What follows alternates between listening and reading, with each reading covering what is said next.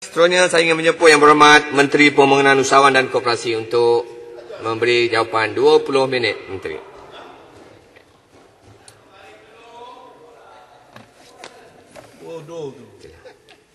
Terima kasih, Datuk Mentua. Yang pertama, Datuk Mentua, saya secara berperingkat-peringkatlah. Pertama, mohon tidak memakaikan topeng. Baik. Yang kedua, saya ada 2 tag kat sini. Tag yang pertama ni, dia punya ringkasan. Yang tag yang kedua ni, yang tag full answer kepada semua persoalan dibangkit oleh ahli-ahli Parlimen. Dan kalau tidak dapat dibacakan semua ni, detail begitu rapi sekali, Datuk Mentua. Jadi saya mohon supaya dimasuk dalam handset juga. Dan kepada siapa saya nak serah, minta arahan daripada Datuk Yang Mentua. Terima kasih. Datuk Yang Mentua. Bismillahirrahmanirrahim. Assalamualaikum warahmatullahi wabarakatuh. Salam sejahtera. Terlebih dahulu izinkan saya merakamkan ucapan setinggi-tinggi terima kasih kepada 17 ahli yang berhormat yang telah membahas isu berkaitan Kementerian Pembangunan Usahawan dan Koperasi dengan ringkas percakapan dia MIDAC sepanjang tempoh perbahasan pada kali ini. Saya ucap terima kasih itu memang ramai yang minat dalam soalan SME ataupun PKS ni. Datuk Yang Tua, isu yang dibangkit oleh ahli-ahli yang berhormat merangkumi pelbagai perspektif dan mencakupi ekosistem usahawan yang boleh saya bagikan kepada 4, iaitu yang pertama, pembudayaan usahawan di kalangan golongan graduan dan belia. Yang kedua, pembangunan kapasiti dan latihan usahawan wanita Bumi Putra, koperasi sektor informal. Selepas ini saya akan sebut apa maknanya SME ini dan apa dia informal. Yang ketiga, skim pembiayaan dan bantuan keuangan atau moratorium kepada PKS yang terjejas disebabkan pandemik COVID-19. Dan yang keempat, pembangunan gerakan koperasi. Datuk Yang Tua. Kementerian menyambut baik pengumuman bajet 2021 yang memberi tumpuan dalam usaha pembangunan dan pemulihan usahawan serta PKS, terutamanya kepada usahawan mikro dan juga wanita Bumi Putra. Bajet 2021 juga memberi penekanan dan signifikan kepada usahawan membangunkan kapasiti dan daya saing usahawan mikro. Perusahaan kecil dan sederhana, koperasi dan golongan B40 bagi memastikan pemulihan dan kelestarian operasi perniagaan serta kelangsungan perniagaan ketika negara berhadapan dengan pandemik COVID-19. Jadi pecahan Datuk Yang Tua biarlah saya sebut di sini. PKS berjumlah 907,065 kepada hari ini, Datuk. Kalau ada hari ini pendaftaran mungkin tak dapat masuklah. Pertubuhan iaitu 98.5% daripada keseluruhan jumlah perniagaan berdaftar di seluruh Malaysia.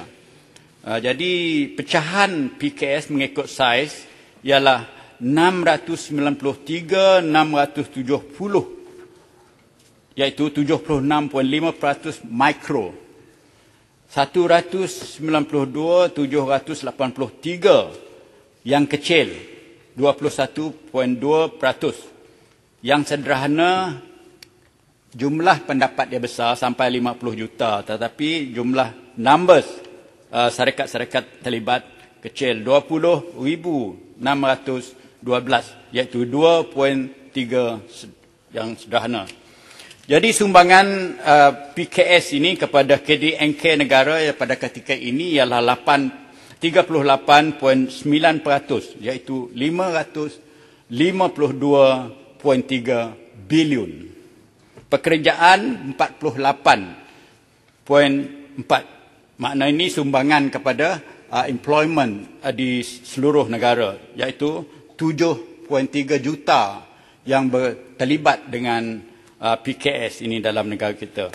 Nilai ekspor ialah 17%, 17.9%, iaitu 76.3 bilion.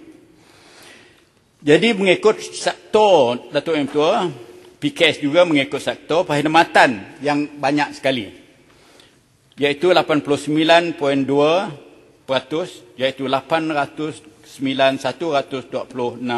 PKS yang terlibat dengan perkhidmatan. Pembuatan 5.3%, iaitu 47,698 PKS. Pembinaan 4.3%, iaitu 39,158 PKS. Pertanian 1.1% saja. Pelombongan dan pengkuarian 0.1% saja, iaitu 866 PKS saja. Jadi daripada jumlah itu kita melihat gambaran bahawanya ada imbalance daripada sudut distribution penglibatan PKS ini dalam semua bidang ekonomi negara kita. Jadi kalau orang bertanya apakah perancangan kementerian masa hadapan, ialah pertamanya untuk melihatkan a good balance, dengan izin Datuk Yang Tua, di antara perkhidmatan dengan pembuatan, pembinaan, pertanian khususnya yang saya tekankan banyak, tetapi berkemungkinan dalam pelombongan pembinaan berkemungkinan kita ada kepayahan sedikit oleh kerana berkehendakkan nilai-nilai yang besar. Jadi Datuk Yang Tua, biar saya pergi kepada pembahas ini secara umum, Datuk Yang Tua, iaitu dibangkit oleh Yang Berhormat daripada Beaufort, Yang Berhormat daripada Pontian, Yang Berhormat Pekan, Yang Berhormat Macang, Yang Berhormat Jelbu, Yang Berhormat Jempol, Yang Berhormat Jerantut, Yang Berhormat Kanga, Yang Berhormat Kota Semarahan, Yang Berhormat Kimanis, Yang Berhormat Selangau, Yang Berhormat Kuala Langat dan Yang Berhormat Wangsa Maju. Secara umumnya jawapan kepada yang dibincang itu, kalau ada masa nanti insya-Allah detail ada kat sini Datuk Yang Tua. Kedatangan wabak virus COVID-19 yang melanda dunia dan negara telah memberi kesan kepada ekonomi serta kesihatan dan kehidupan rakyat. Usahawan mikro, PKS dan informal dan juga koperasi telah tidak terkecuali daripada kesan akibat pandemik tersebut. Kaji selidik di atas usahawan yang dijalankan oleh pihak MIDEC bermula 15 hingga 17 November 2020 mendapati sejumlah 2.51% usahawan telah menamatkan perniagaan mereka, di mana majoriti daripadanya adalah perusahaan mikro. Walau bagaimanapun, daripada perusahaan usahawan yang telah menamatkan perniagaan, 88.37% usahawan bersedia untuk memulakan semula perniagaan produk atau perkhidmatan baru. Maknanya ada perpindahan daripada apa yang pernah dibuat sebelum COVID kepada satu usahaan atau perniagaan, jenis perniagaan ataupun perkhidmatan yang bercorak berlainan daripada apa yang pernah mereka buat, Datuk Yang Dipertua. Berdasarkan data daripada Suruhanjaya Syarikat, ini secara detail untuk memberi jawapan yang telah diberi kawan saya tadi daripada Kapit, berhubung dengan syarikat-syarikat yang golong 3 ataupun telah menamatkan operasi.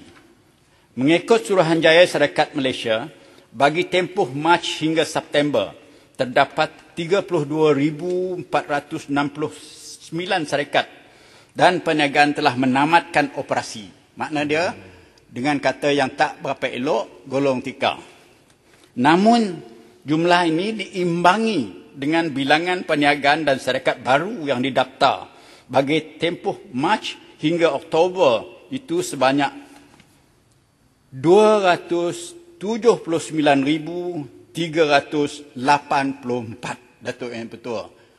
Maknanya, nisbah yang golong 3 dengan nisbah yang berbuka baru mungkin perniagaan baru, jenis baru dan berbagainya, dan oleh kerana tindakan-tindakan kerajaan melalui suntikan kewangan dan sebagainya, dan inisiatif latihan dan bimbingan daripada pihak bukan saja kementerian saya tetapi semua agensi-agensi kerajaan dan kementerian-kementerian kerajaan, termasuklah kementerian yang disebut, yang berhormat daripada Kapit itu tadi sebut. Inilah makanya kita lihat contoh macam booming orang nak menubuh syarikat-syarikat jenis baru. Mungkin orang terjejas dalam bidang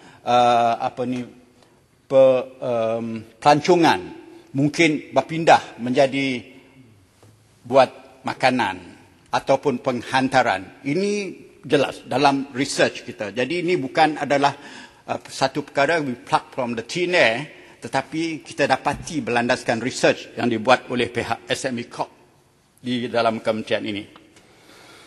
Kementerian akan terus memberi penekanan dalam membantu para usahawan termasuk usahawan mikro, PKS, usahawan informal.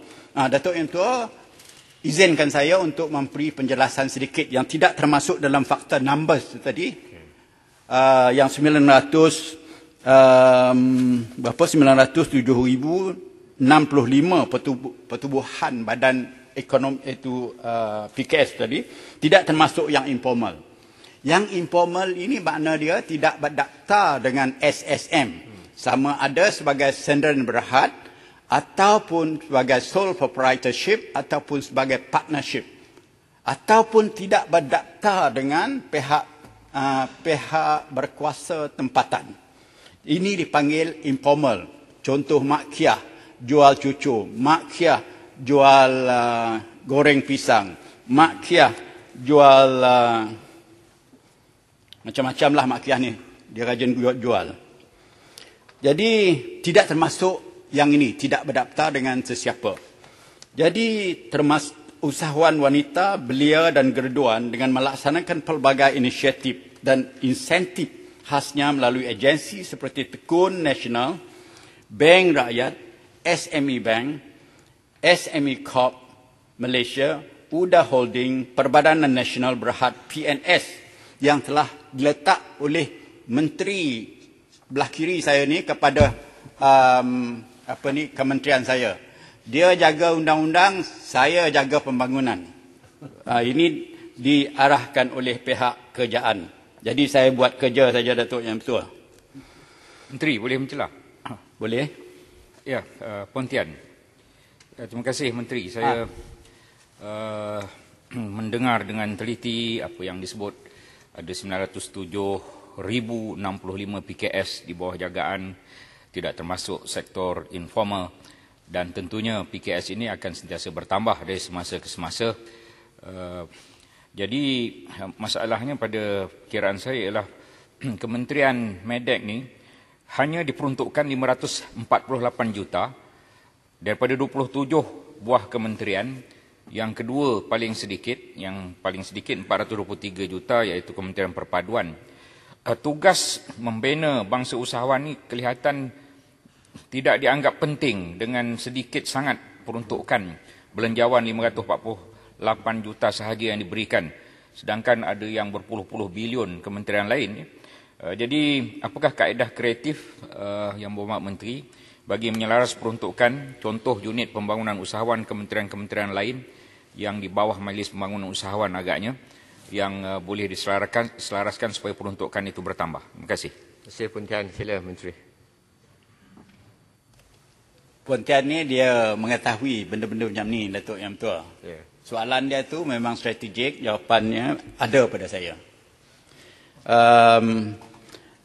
Sebenarnya kalau dilihat daripada kementerian ini jawapan saya. Kalau dilihat daripada kementerian saya, memang ada. Kalau contohnya diberi daripada prihatin 1 dan prihatin 2 dan penjana.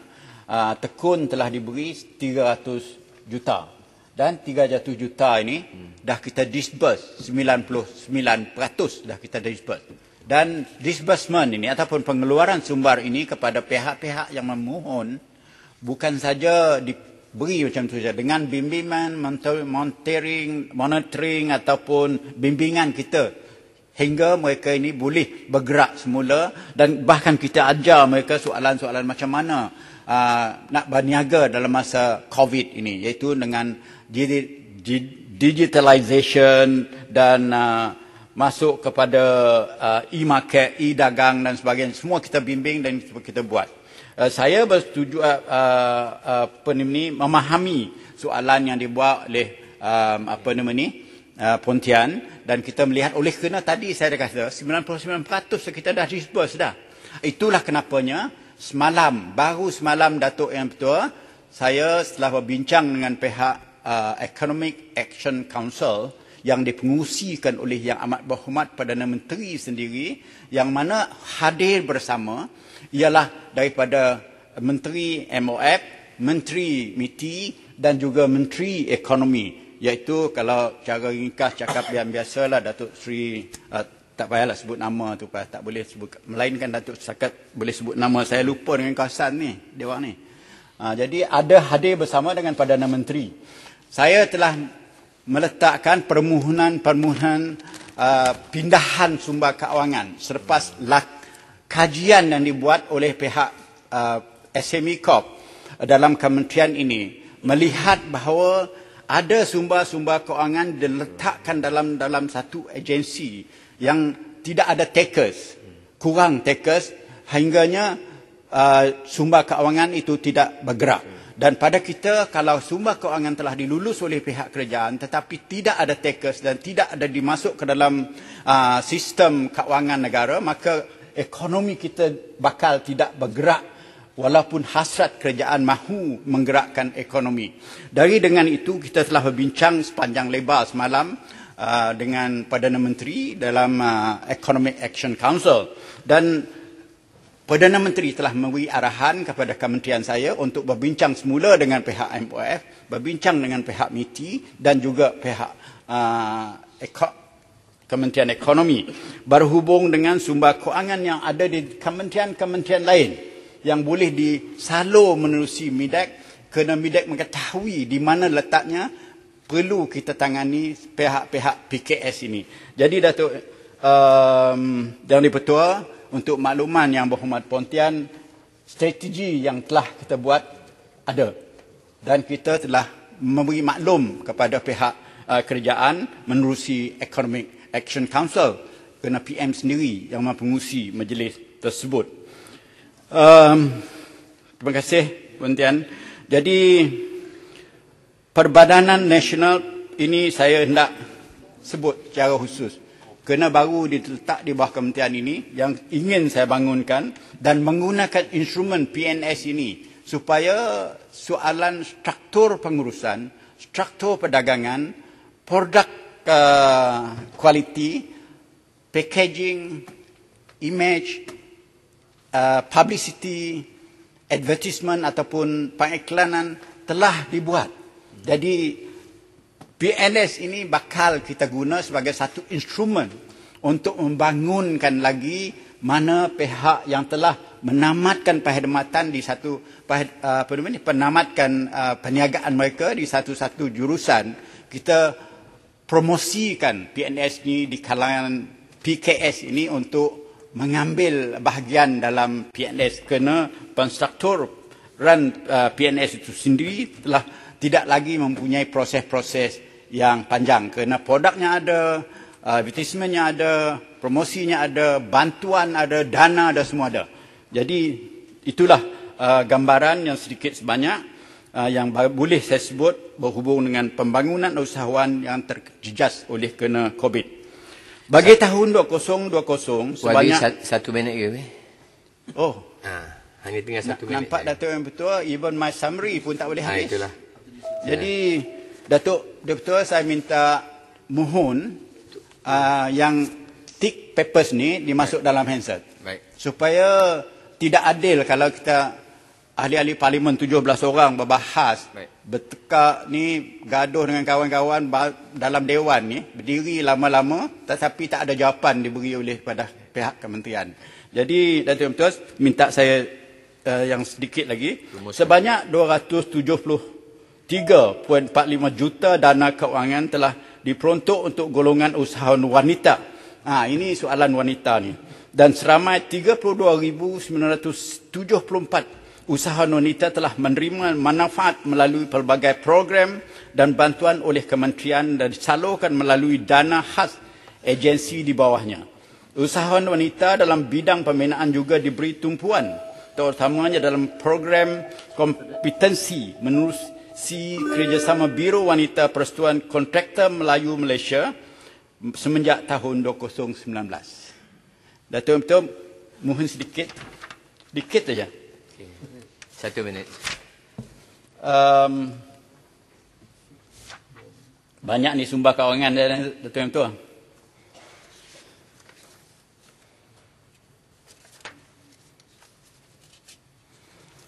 Okey.